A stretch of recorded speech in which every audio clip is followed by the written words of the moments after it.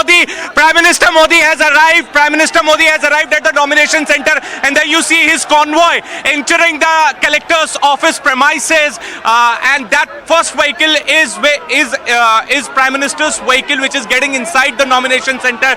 We'll try to give you the fresh visuals of Prime Minister Modi's arrival at the nomination center, where he will be going to file nomination from Varanasi constituency for the third time.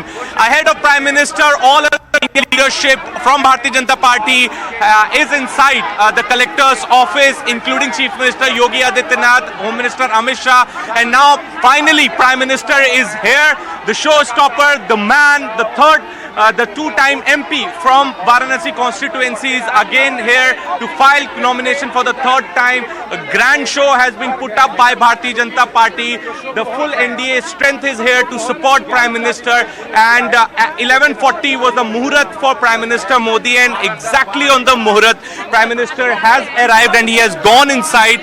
It could take 30 minutes for Prime Minister to complete the full procedure, because he has just gone inside.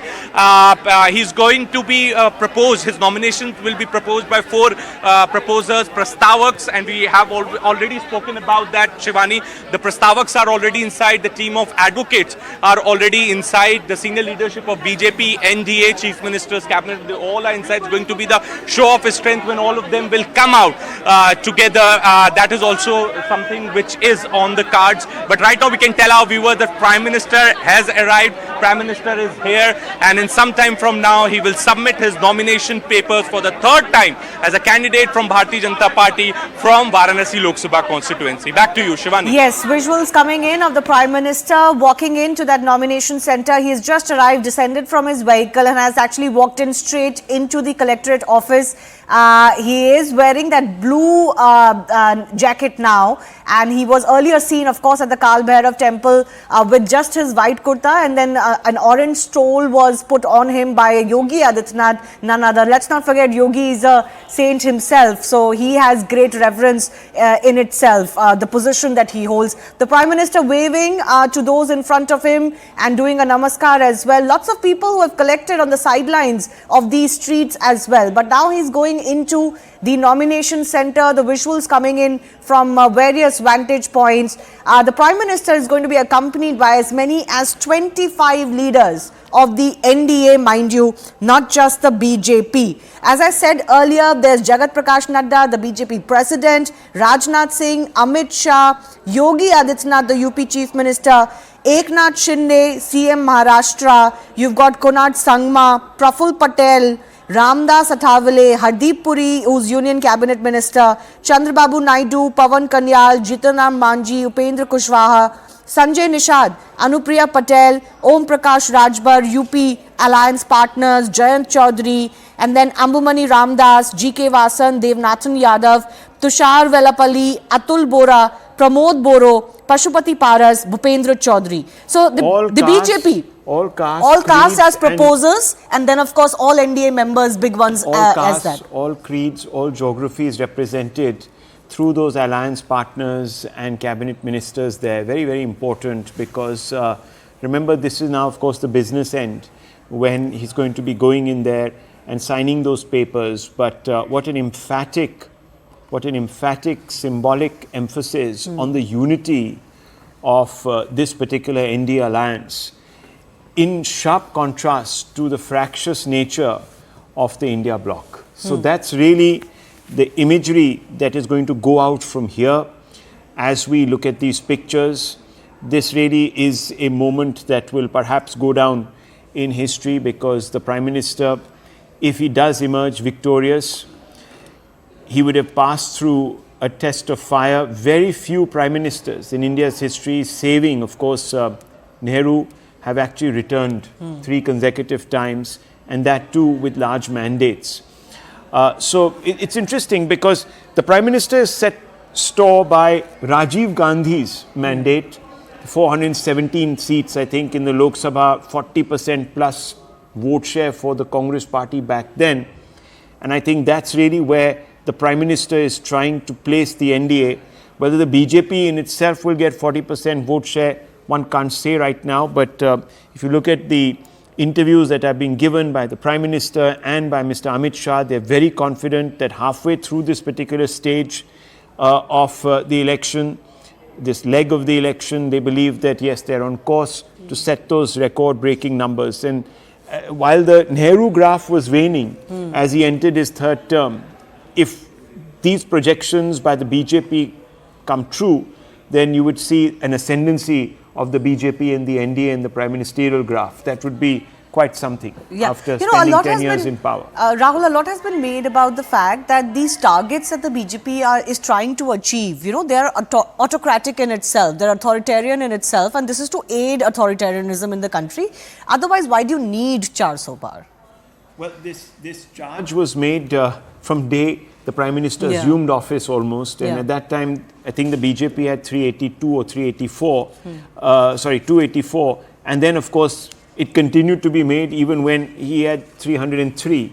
So I think this has become a shibboleth, a sort of a way of trying to characterize the tenure of the Prime Minister. It's not really associated with the size of the majorities, because there is nothing really that is left to do that a greater majority will in any way be able to sort of, bring about any transformation. No greater majority than the one that is enjoyed by the current NDA is required to affect changes in the constitution. Yes, exactly, of the nature that we are seeing. Of course, there is this talk of one election, one for one India. That also has been done in the past. We began on that note. So there's nothing that is not known that the Prime Minister is choosing to affect by winning a third term in office. So I see this really more as an attempt at trying to create a narrative, to create an issue where there perhaps may not be any.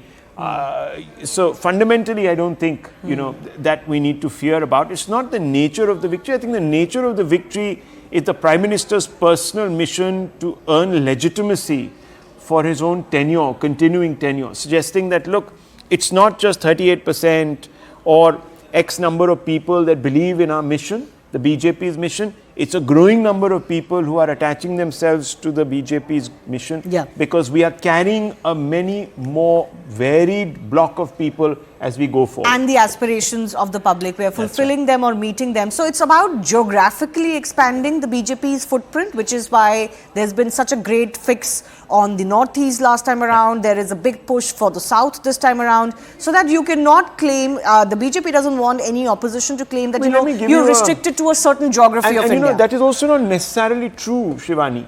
Remember that in 2014, the BJP had about 32-33% of the vote. Going into 2019, it had about 38% of the vote. I'm rounding it off. It had 284 seats, and it went up to 303. So this 6% or 7% that they gained didn't really give them so many more seats. That's why because they expanded to other parts of the country. Well, what really happened was that the stronger seats got stronger, so they had more votes polled in those seats, rather than geographic expansion. BJP is now, of course, contesting a lot more seats, and it is hoping to do better in those seats. Yeah, for example, one of those places where you never thought the BJP would pitch its flag was Tripura. Yes. And to displace, the existing machinery there. Now in the south, for example. And then, of course, they did very well in Bengal. They want to repeat that in the south. But these elections will be a test of that. My colleagues Aman and Siddhant both continue to be with us. Let me go across to Siddhant first up. Siddhant, you were suggesting it could take about half an hour.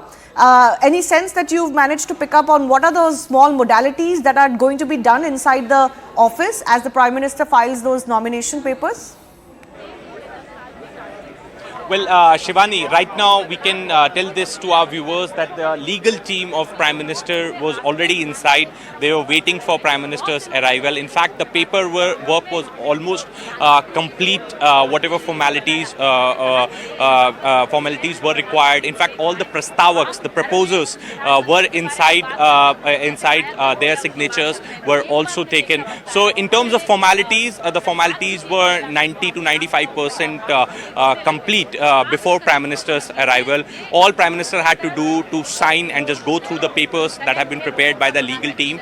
And after going through the papers, he will sign and he will submit the nomination form to the district magistrate of Varanasi. And he'll be accompanied by the other leaders from NDA. And there's also going to be the show of his strength. We will get the visuals from inside the collector's office shortly. This is what we have been told. And in that visuals, we'll get to see the entire strength of NDA in Varanasi supporting Prime Minister Modi when he is filing nomination to secure third term as a member of parliament from Varanasi. So it's a historic day for not just for Varanasi but for Prime Minister Modi also, Shivani, and this is the reason that BJP workers have come here in large number. I would ask my video journalist Bimbadar to pan and gifts, and you see all of them, thousands of them have been waiting outside the nomination center. They are not allowed inside as section 144 is in place, and there's a proper security call due to Prime Minister's protocol, due to Prime Minister's movement. But lot many have them gathered here and have been waiting for Prime Minister's arrival since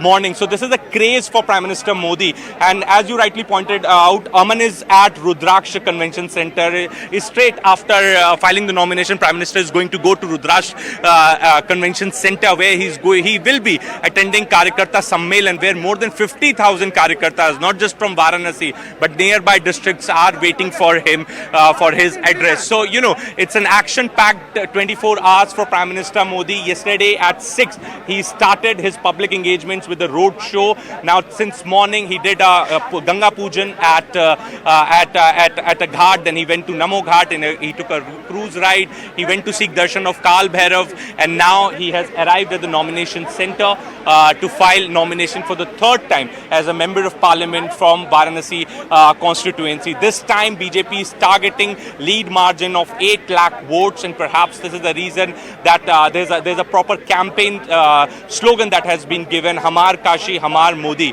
and this slogan is given to touch upon each and every household of Varanasi. And perhaps lot many workers here are telling us that this time around, when Prime Minister is attempting to secure third term as the Prime Minister of the country, Kashi wants to give Prime Minister 8 lakh margin victory. And there you see there's some movement there right at the gate. The BJP Karyakartas have come here. They are sloganeering, and in fact lot many have not been allowed because of the security concerns, but there are many those who have managed to come inside. They are waiting. In fact, the pravaktas from Delhi, the Prem Shukla, Ajay Alok, they all have also come here. They are also waiting outside the collector's office. So this full show of strength, the BJP machinery has been put in place to make sure that this particular day becomes historic as far as Prime Minister's nomination is concerned. And perhaps it has, and as they say, BJP plans every movement of Prime Minister as an event so that it sends out message all across the country. Because everybody today is watching